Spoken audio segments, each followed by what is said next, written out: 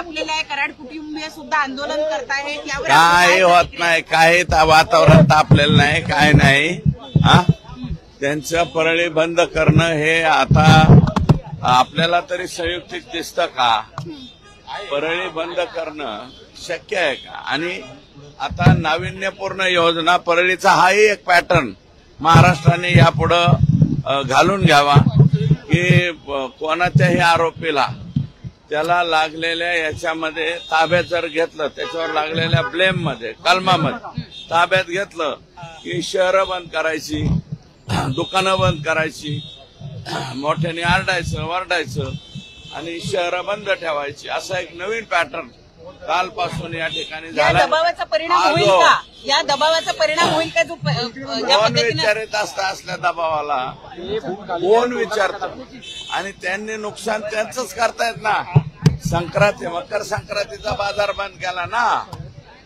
लोकांनी नाराजी व्यक्त केली आहे, आता चिडलेली आहेत, नाराजी व्यक्त केली आहे. या सगळ्या जातीय वादामध्ये आमचं नुकसान होतं. जातीवाद नाहीये, जातीवाद नाहीये, हे गुंडाळवाद आहे.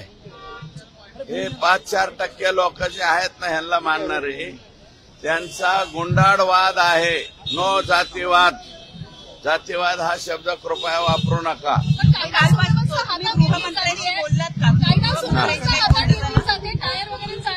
हो, मग तिथं कर्तव्यदक्ष एसपी दिलेले आहेत.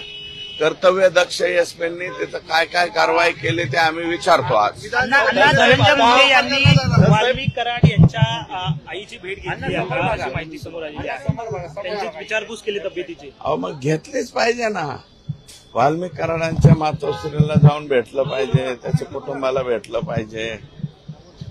ते आता इकडे गेलेले आहेत 302 आणि याच्यामध्ये, मग त्यांना जाऊन भेटायचं कामच आहे त्यांचं. ते भेटले असतील, त्यात काय विशेष.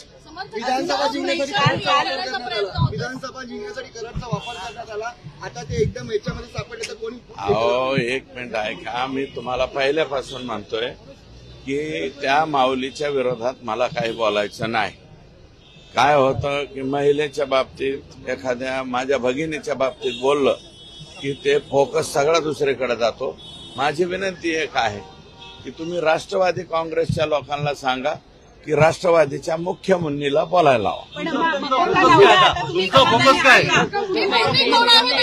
माझा फोकस अजून भरपूर आहे ना. संतोष एवढं झालं म्हणजे संपलंय का? आणखी बरेच फोकस आहे. उज्ज्वल निकम यांची नियुक्ती आहे. त्याच्यानंतर हे केस व्यवस्थित हे करतायत का ते पाहणं गरजेचं आहे. आणखी याच्या पुढं आकापर्यंत सापडलं, आकाच्या पुढं आणखी कडी काय सापडते का? आगंतुक मुळं आणखी किती सापडतायत? हे एकच सोटमूळ ताब्यात आलेलं आहे. आगंतुक मुळं अजून बाकी आहेत ना.